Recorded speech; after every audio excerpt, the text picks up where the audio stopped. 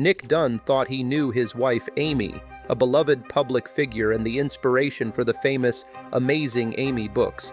But on their 5th wedding anniversary, Nick comes home to find Amy missing, and his life turned upside down. As the police investigate and the media turns him into a villain, Nick realizes he's not just looking for his wife. He's caught in a trap he never saw coming. Here's the twisted story of Nick and Amy Dunn, a couple whose secrets and lies go far beyond what anyone could imagine. On their 5th wedding anniversary, Nick Dunn comes home to find his wife, Amy, gone. This isn't just a regular missing person case. Amy is famous, the real-life inspiration for her parents' popular children's book series, Amazing Amy. The moment she vanishes, the media takes over, and the small Missouri town they live in becomes the center of a national mystery. Reporters are everywhere, eager to dig into every detail of Nick's life. Naturally, the world expects to see a devastated, worried husband, but Nick's reaction is strange. He's calm, almost emotionless, as if he's not too bothered by his wife's disappearance. The public and the police notice his distant attitude, and people start to wonder, how could a man whose wife just disappeared be so calm? Does he know something he isn't saying? Detective Rhonda Boney, who is leading the case, starts looking deeper into Nick's life, and what she finds only raises more questions. Nick's alibi isn't solid, and his answers seem vague. As the hours pass with no sign of Amy, Nick's behavior goes from odd to suspicious. He's not just a worried husband anymore. He's now the prime suspect in what could be a serious crime. The question on everyone's mind is no longer, where is Amy? But what did Nick do to her? Through Amy's diary entries, we get a closer look at Nick and Amy's marriage. When they first met, Nick and Amy were madly in love. He was charming, funny, and made her feel special. She was smart, beautiful, and sophisticated, the perfect match for Nick. But after the financial crisis, everything changed. They both lost their jobs, and the stress of financial troubles began to tear their relationship apart. When they moved from New York City to Nick's small hometown in Missouri, things only got worse. Amy felt out of place, like she didn't belong, and Nick began to feel resentful of her bitterness. The once perfect couple was now drifting apart.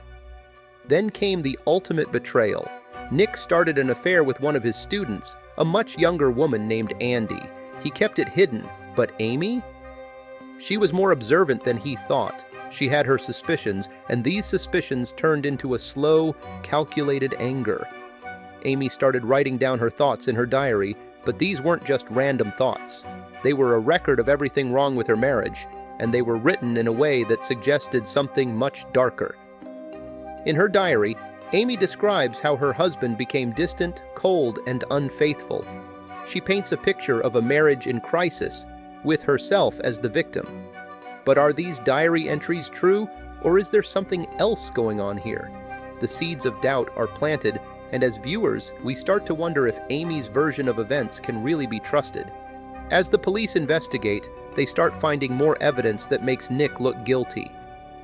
They discover signs of a violent struggle inside the Dunn home, overturned furniture and blood splatters in the kitchen.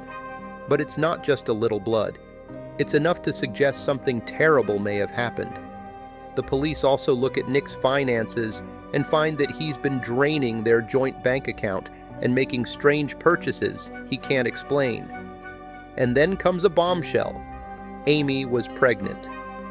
Nick claims he had no idea about the pregnancy, but by now, the media is already calling him a monster. They paint him as the cold, unfaithful husband who betrayed his wife and unborn child. To make things worse, Amy had set up an anniversary treasure hunt for Nick, something she did every year.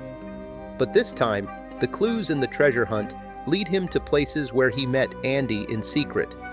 It becomes clear that Amy knew about the affair and set this up to make Nick look even worse. With so much evidence piling up against him, the police are sure they have their man. But what no one realizes is that they're all being played. In a shocking twist, we find out that Amy is actually alive. Not only is she alive, but she's been planning this whole thing for months. Amy didn't just disappear, she faked her own death in a detailed plan to make Nick look like a murderer. This isn't just an escape, it's revenge from a master manipulator.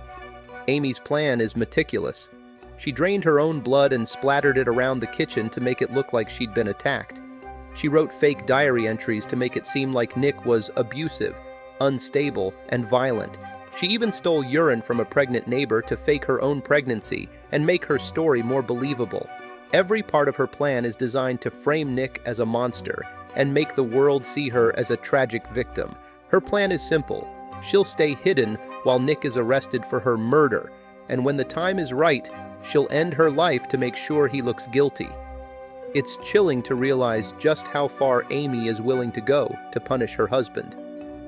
Now, she's hiding out in a campground, watching the chaos she's created unfold on the news, savoring every moment of her revenge. But Nick isn't going down without a fight. Slowly, he begins to understand what Amy has done, with help from his twin sister, Margot, and his lawyer, Tanner Bolt. As they dig deeper into Amy's past, they uncover more about her history of manipulation. They learn that Amy once framed an ex-boyfriend, Tommy, by accusing him of a crime he didn't commit after he tried to break up with her. Another ex, Desi Collins, had a restraining order against him because Amy accused him of stalking her. Nick realizes that Amy isn't just angry, she's dangerous. If he doesn't act fast, she'll ruin his life completely.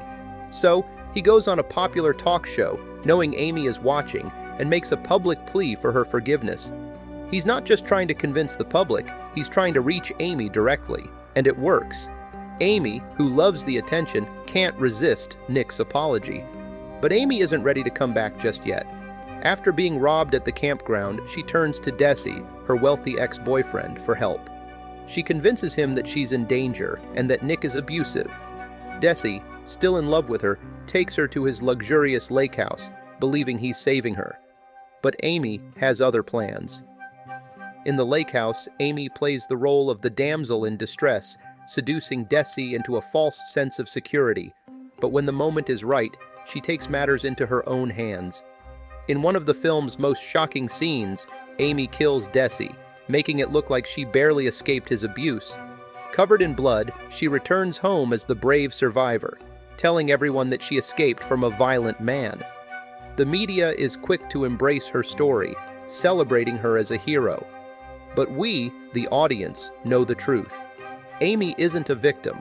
She's the mastermind behind all of this. She's woven such a perfect web of lies that no one can question her story. Even Detective Boney, who has her suspicions, can't prove anything without hard evidence. Amy walks back into Nick's life not as his wife, but as his captor.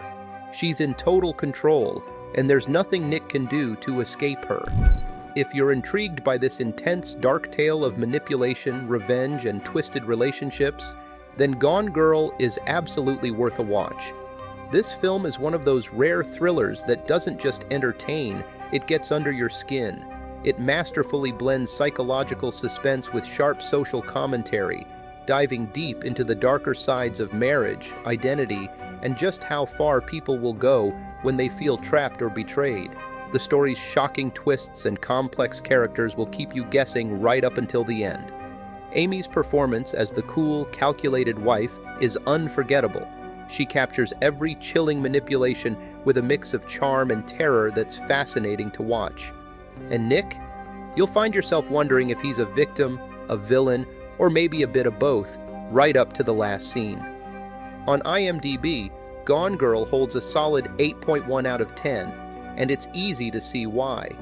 It's gripping, disturbing, and makes you question everything you thought you knew about Nick and Amy's story.